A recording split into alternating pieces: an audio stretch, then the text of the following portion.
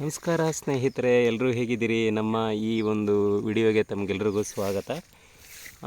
ಇವತ್ತು ನಾನು ನಮ್ಮ ವಿಡಿಯೋದಲ್ಲಿ ಹೇಳ್ತಾ ಇರ್ತಂತಹ ವಿಷಯ ಬಂದು ನೋಡಿ, ಇದು ನಾವು 4 ವರ್ಷದ ಹಿಂದೆ 3ರಿಂದ 4 ವರ್ಷ ಆಯ್ತಾ ಬಂತು ಹಾಕಿರ್ತಕ್ಕಂತಹ ತೆಂಗಿನ ಗಿಡಗಳು.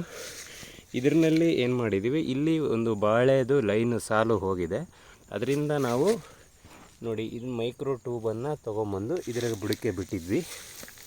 ಹಾಗೆ ನಾವೇನು ಮಾಡಿದ್ವಿ ಅಂತ ಹೇಳಿದ್ರೆ, ಈ ಮಳೆಗಾಲದಲ್ಲಿ ಅಥವಾ ಈ ತೇವಾಂಶ ಇರತಕ್ಕಂತಹ ಸಮಯದಲ್ಲಿ ನಾವೇನು ಮಾಡಿದ್ವಿ ಅಂತ ಹೇಳಿದ್ರೆ, ಇಲ್ಲಿ ಇದರ ಸುತ್ತ ಕೆಲವೊಂದು ನಮ್ಮ ಮನೆಯಲ್ಲಿ ಕಡಲೆಕಾಯನ್ನು ಬಿಡಿಸಿದಾಗ ಸಿಪ್ಪೆ ಬರುತ್ತಲ್ಲ, ಆ ಸಿಪ್ಪೆಯನ್ನು ತಂದು ಹಾಕಿದ್ವಿ. ಆ ಸಿಪ್ಪೆಯನ್ನು ತಂದು ಹಾಕಿದಾಗ ಅದರಲ್ಲಿ ಕೆಲವೊಂದು ಬೀಜಗಳು ಇದ್ದಿದ್ದೇನಾಗಿತ್ತು, ಅದರಲ್ಲಿರ್ತಕ್ಕಂತಹ ತೇವಾಂಶವನ್ನು ಬಳಸ್ಕೊಂಡು ನೋಡಿ ಈ ಥರ ಬೆಳೆದಿತ್ತು. ಇದು ನೋಡಿ, ಇದು ಇವಾಗ 3ರಿಂದ 4ನೇ ವರ್ಷ ಅಂತ ಹೇಳ್ಬೋದು.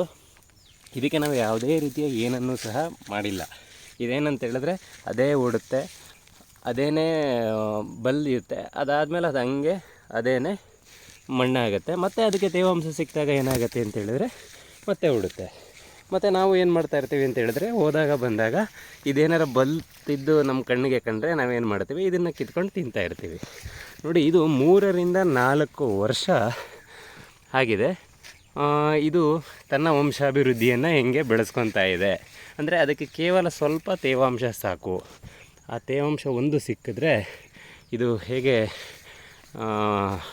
ಒಂದು ಈ ನಮಗೆ ಕಡಲೆಕಾಯಿನೂ ಕೊಡುತ್ತೆ. ಮತ್ತು ಇದು ದ್ವಿದಳ ಧಾನ್ಯ ಆಗಿರೋದ್ರಿಂದ, ಡೈಕಾಟ್ ಪ್ಲ್ಯಾಂಟ್ ಆಗಿರೋದಕ್ಕಿಂತ ಇದರ ಬೇರಿನಲ್ಲಿ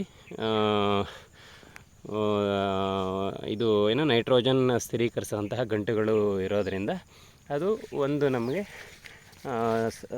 ವಾತಾವರಣದಲ್ಲಿರ್ತಕ್ಕಂತಹ ಸಾರಜನಕವನ್ನು ಸ್ಥಿರೀಕರಣ ಮಾಡ್ತಾ ಇದೆ ಅಂತ